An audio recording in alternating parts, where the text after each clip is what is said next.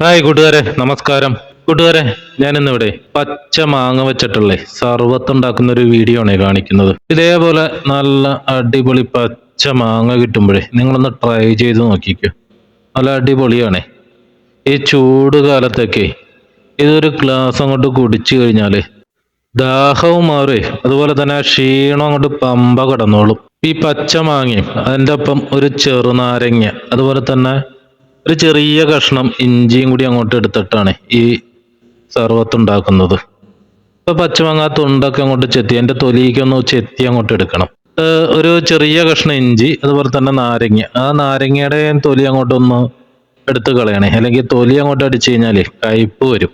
ഇപ്പൊ ഇതെല്ലാം കൂടി ഒരു മിക്സിയുടെ ജാറിലേക്ക് അങ്ങോട്ട് ഇട്ടിട്ടെ ആവശ്യത്തിന് പഞ്ചസാര അങ്ങോട്ട് ചേർക്കാം. അപ്പൊ മധുരത്തിന് എങ്ങനെയാണോ അതിനനുസരിച്ചുള്ള പഞ്ചസാര ചേർക്കാം. അപ്പൊ ഞാനിതിലൊരു 2.5 ടേബിൾ സ്പൂൺ പഞ്ചസാരയാണ് ചേർത്തേക്കണത്.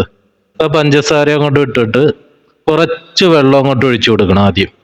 അത് നല്ലവണ്ണം ഒന്ന് അടിച്ചങ്ങോട്ട് എടുക്കണം. കാരണം വെള്ളം കൂടുതൽ ഒഴിച്ചു കഴിഞ്ഞാലേ അത് നല്ലവണ്ണം ഒന്ന് അരഞ്ഞു കിട്ടില്ല, അതായത് ജ്യൂസ് അങ്ങോട്ട് കിട്ടൂലേ. അപ്പൊ കുറച്ച് വെള്ളം ഒഴിച്ച് അത് നല്ലവണ്ണം ഒന്ന് റെഡിയായി കഴിയുമ്പോഴേക്കും പിന്നെ ഇതിലേക്ക് ആവശ്യത്തിനുള്ള വെള്ളവും കൂടി ഒഴിച്ചിട്ട് അത് നല്ലവണ്ണം ഒന്ന് അടിച്ചങ്ങോട്ട് എടുക്കുക.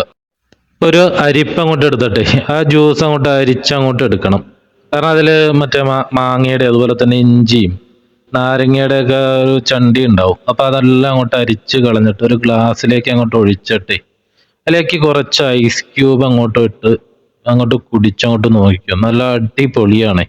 ഇഞ്ചിയുടെ രുചിയും അതുപോലെ തന്നെ പച്ച മാങ്ങയും ആ നാരങ്ങയൊക്കെ അങ്ങോട്ട് ചേരുമ്പോഴേക്ക് നല്ല സൂപ്പർ ടേസ്റ്റ് ആണ്. ഈ ചൂട് കാലത്തെ ഈ പച്ച മാങ്ങയൊക്കെ കിട്ടണവരാണെങ്കിലേ 2 പുറത്തിറങ്ങി അങ്ങോട്ട് പറിച്ചിട്ട് ഇതേപോലെ ഒന്ന് ട്രൈ ചെയ്ത് നോക്ക്. ചൂടൊക്കെ അങ്ങോട്ട് പമ്പ കിടക്കും. ഈ വീഡിയോ ഇഷ്ടപ്പെട്ടാലേ ഒന്ന് ലൈക്ക് അടിച്ചേക്കണേ.